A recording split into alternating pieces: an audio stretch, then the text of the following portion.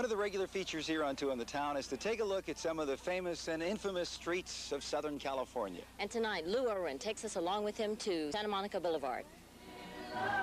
Like many of the men who live around here, Santa Monica Boulevard in West Hollywood leads a double life. One is a public life represented by the fashionable cafes, restaurants, and nightclubs around here. This is High Pockets, where the singing waiters and waitresses look about as wholesome as the pita bread sandwiches they serve here, garnished with alfalfa sprouts. This is the face of Santa Monica Boulevard that is familiar to most outsiders. But the street also has a private side, perceived by outsiders only if it dawns on them that almost all of the people they see here are men.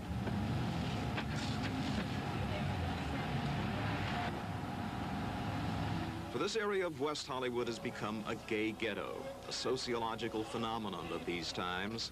And the main street of the homosexual community here is Santa Monica Boulevard. This is an unincorporated area of the county of Los Angeles. You'd call it a political no man's land if, given its context, the term didn't sound so ridiculous. And one of the reasons gay men give for having come here is that they feel more comfortable living in an area policed by the men under Sheriff Pitches than those under Chief Gates. In the 60s and 70s, a number of gay bars opened up on the street, changing their names as they changed their look. The owner of the Blue Parrot recalls that at one time, no gay bar would have windows open to the street, for most men entered them secretly. It is opened up, and you can see what's happening out on the street, see what's happening inside the bar at the same time. And there's no problem as a result of that? I mean, people don't say, well, maybe I better get into a corner, my boss might see me here? No, I think gay liberation is here, and there's no problem at all. The windows of the Mother Lode, another gay bar, aren't quite so revealing, but the manager of the place at the time insisted that the people inside are quite ordinary looking, that the bar even attracts some straights. We have a good time, and that's what life is all about, whether you're gay or straight. I just left about 200 or 300 people that were dancing, playing pinball, and cruising. But many of the longtime residents of the area are still adjusting to the fact that the steady influx of gays may soon result in straights becoming a minority here. One straight woman who has lived near Santa Monica Boulevard for 7 years thought about that possibility before buying a condominium here. She did buy it. I would guess the relationship here between the gay and the straight community is about a peaceful coexistence.